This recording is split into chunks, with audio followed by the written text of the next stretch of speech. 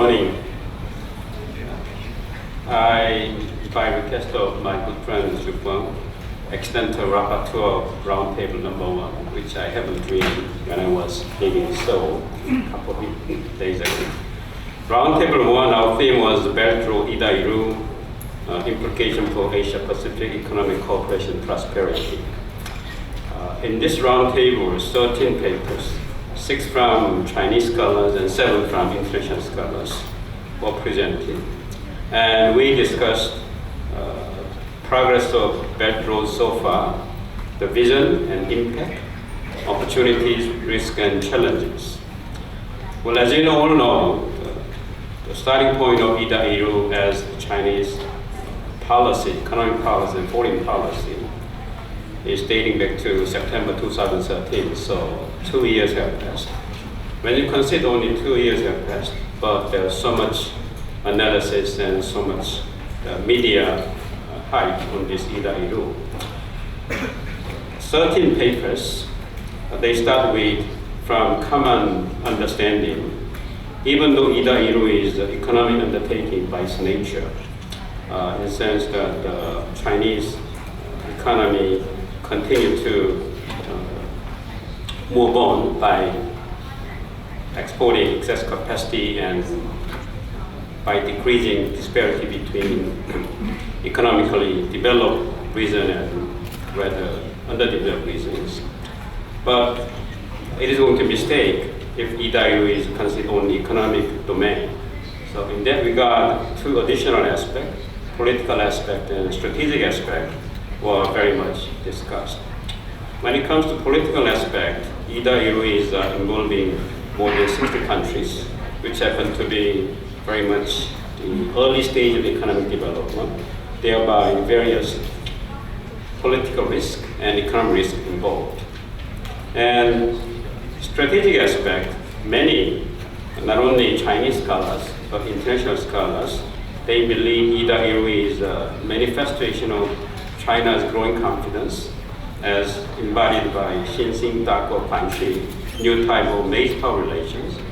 In a sense, China's answer to US rebalancing in Asia, eventually leading to accomplishment of China dream.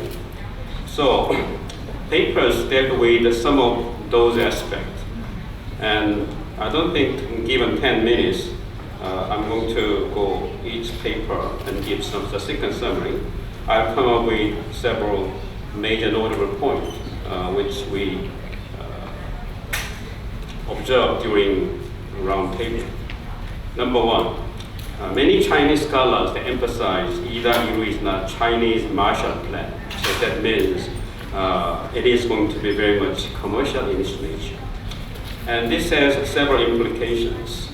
And as some of international scholars pointed out, as it is presented now, Ida-Iru, whether it is going to be economically, commercially viable, profitable, is something to be seriously considered. Because, as I said, Ida-Iru is involving 60-some countries, which is very much early stage of economic development. So thereby, obviously, early days of Ida-Iru, demand is going to be very much short. And the question is, how long will it take? Demand is going to pick up. Well, as typical with any major infrastructure building, the issue here is race with the time.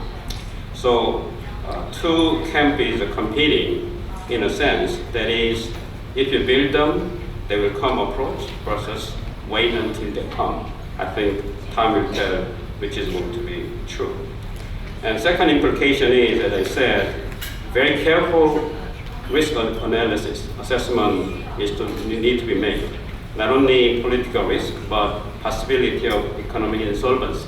As some Chinese scholars analyze many countries, in the 60 countries involved, they showing certain degree of political economic risk. And third, which very interesting observation made by Chinese scholar is possibility of resolving dispute, because this is a very serious infrastructure building involving so many countries, and many countries, they are not part of any treaty resolving dispute arising from this building and execution. So in this regard, some Chinese scholars, they propose in Nanjing, why don't you establish arbitration center? But it is pointed out, even though you're going to build arbitration center, but what if those countries involved, not part of any major part of treaty relations, they refuse to come to this arbitration? So this is going to be something quite interesting.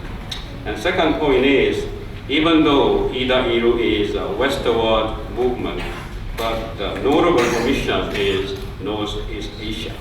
So some of scholars, international scholars, they point out perhaps South Korea may be one of the most enthusiastic partners, considering the vision of connecting Korean Peninsula all the way to Europe, the so-called US initiative, may be some important strategic partner. And even taking into Japan, even though at this point some rivalry is going on, maybe something considered making certain strange bedfellows. Third observation is institutional aspect of Ida-Iru. Because Ida-Iru, the current approach is you can bring any ideas, we can fill in, as some of international scholars point out, kind of baggage, and so you can bring any ideas.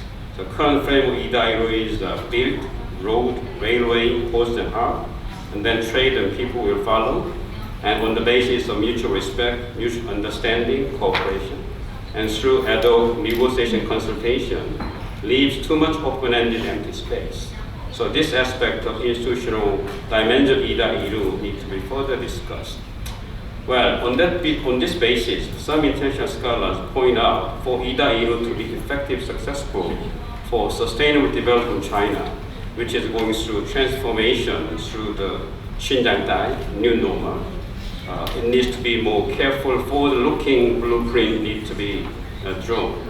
In this regard, some suggestion is made. Actually, I have two suggestions to report to you. One is, they suggested, why don't we create much more close economic ties with China in the center, with like-minded country in terms of political proximity and economic proximity. And under this scenario, it's going to leave out many important, advanced, sophisticated, mature economies like Japan and US. And this idea has merit of continuing the current strength of China, which is a strong manufacturing, but obviously it is missing very important lesson from European Union integration, because it was only possible Franco-German alliance. They drew very important lesson, and they began to love enemy each other. And second competing suggestion was, instead of simply grouping with like-minded countries with China and center, perhaps much more strategic and smart idea is reach out to mature, sophisticated, advanced economies to the east, which include not only South Korea, but Japan, eventually to the USA, because current framework of Chinese economic development is based on consumption-driven. So how to change from manufacturing-driven to investment-driven to consumption-driven and service-driven economy. So in this regard, a strategic embrace of TPP, Trans-Pacific Partnership, may be perhaps eventual win-win formula. So in this regard, our discussion on Ida-Iru was quite fruitful when considering this is the very first forum. As a rapporteur and also representative from Roundtable 1, perhaps I can suggest the way forward.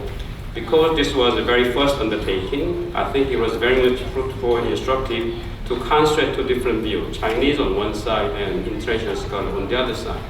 Obviously, Chinese side, they show a lot of enthusiasm, but somehow I could notice strong degree of skepticism or wait-and-see attitude from international scholars. Because so far, Ida-Iru is a very much pie-in-the-sky ideas, so too much detail to be filled out. So for next Nanjing forum, for this Ida-Iru discussions, perhaps a way forward is much in-depth discussion on each point, in each aspect I mentioned. economic dimensions and political dimensions, strategic dimension. In each aspect, you're going to feature all different ideas. So let different ideas blossom. Thank you very much.